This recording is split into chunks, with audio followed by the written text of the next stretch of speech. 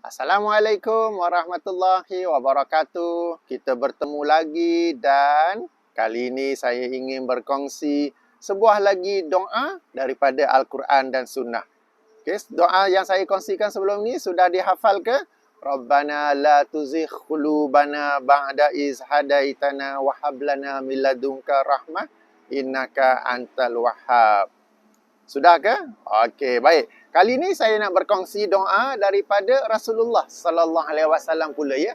Sebuah hadis riwayat Imam Bukhari dan Muslim dan yang saya akan kemukakan ini adalah daripada lafaz Muslim. Jika sahih Muslim boleh rujuk hadis nombor 1274. Hadis nombor 1274 ya. Jadi hadis itu panjang daripada Abdullah ibnu Abbas. Saya nak fokus kepada lafaz doanya saja. Lafaz doanya saja dan sebelum tu ada beberapa perkara yang nak terangkan. Okey.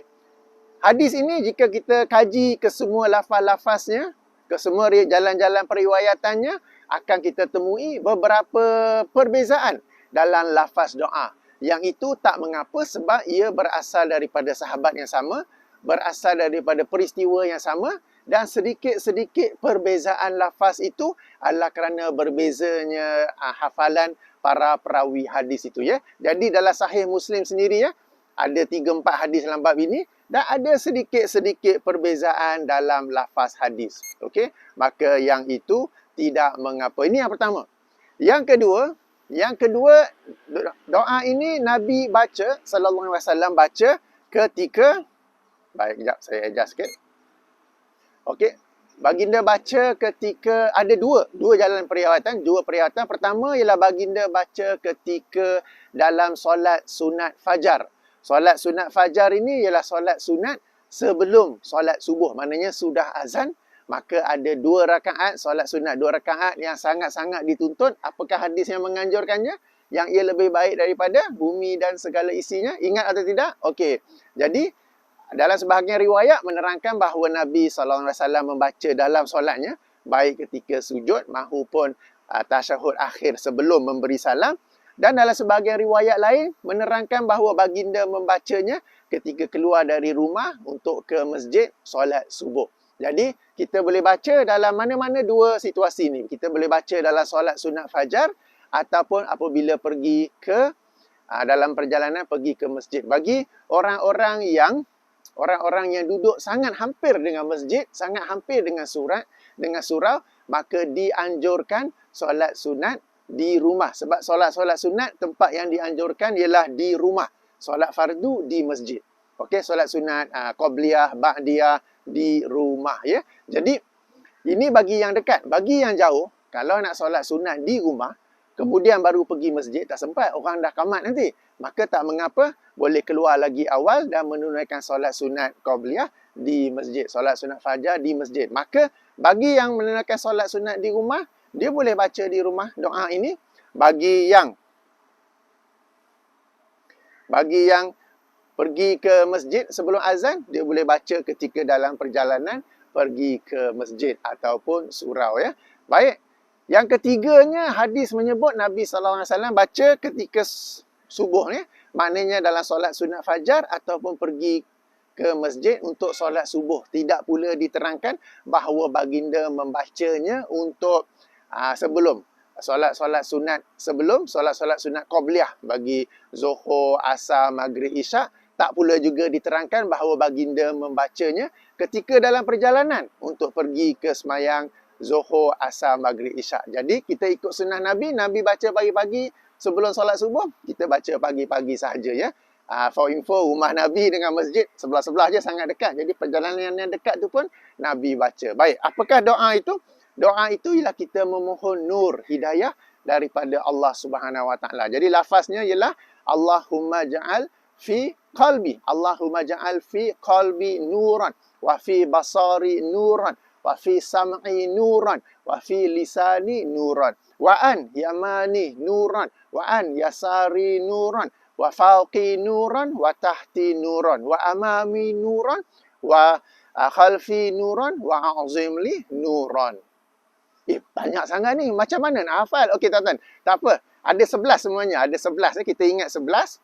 Pertama sekali hati, qalbu. hati, kemudian pemandangan, pendengaran, lisan. Okey, ini semua fi. Fi qalbi, fi basari, fi sam'i, fi lisani. Kemudian an, daripada kanan, kemudian kiri. Kalau nampak terbalik, ini sebab kamera ya. Okey. Kanan, kiri, atas, bawah, depan, belakang, dan yang akhir sekali, kita mohon agar Allah membesarkan kita, mengagungkan kita dengan cahaya nur.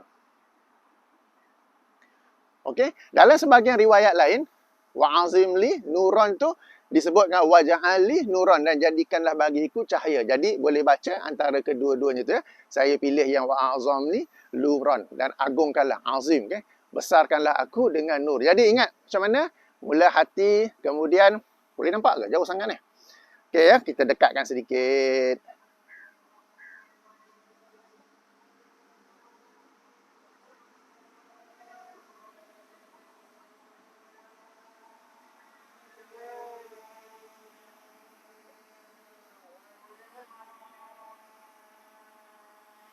Okey, jadi ingat, dia macam banyak kan, tapi senang nak hafal. Okey, mula-mula hati, kemudian pemandangan, pendengaran, lisan. Kemudian kanan, kiri, atas, bawah, depan, belakang, dan agungkanlah aku dengan nur. Jadi apa? Allahumma ja'al fi qalbi nuran, wa fi basari nuran, wa fi sam'i nuran, wa fi lisani nuran. Ni semua fi. Kemudian arahkan. Wa'an yamani nuran, wa'an yasari nuran. Tapi untuk yang atas bawah tak payah an lagi dah. Saya tak tahu kenapa. So, wa fauqi nuran, wa tahti nuran, wa amami depan nuran, wa khalfi nuran, wa a'zamli nuran, dan agungkanlah aku dengan nur. Jadi tuan-tuan dan puan-puan, ayo, ini satu doa daripada Nabi SAW yang nur ini bukanlah sekadar lampu, tetapi kita tahu nur itu adalah nur hidayah, nur yang menunjukkan kita kepada jalan yang benar, agar hati kita ni sentiasa benar, apa yang kita pandang sentiasa benar, apa yang kita dengar sentiasa benar, apa yang kita sebut sentiasa benar.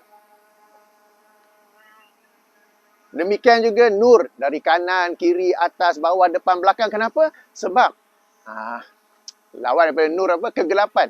Kegelapan ya, maknanya kesesatan ke, pengaruh-pengaruh buruk ke apa ke, mereka datang kepada kita daripada pelbagai arah. Betul atau tidak? Kanan, kiri, atas, bawah, every angle datang kan. Jadi kita minta nur daripada semua angle itu. Moga-moga dengan nur itu kita dapat membezakan antara yang hak dengan batil. Moga-moga dengan nur itu kita nampak jelas jalan yang jalan Allah dan Rasulnya. Mari tuan-tuan dan puan-puan, kita amalkan doa ini ya. Baik, ini saja. Hafal tau, jangan dengar je.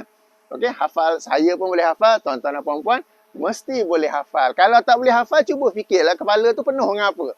Penuh dengan pelakon-pelakon, gosip-gosip artis ke, penuh dengan drama Korea ke. Kita boleh ingat episod lepas apa berlaku.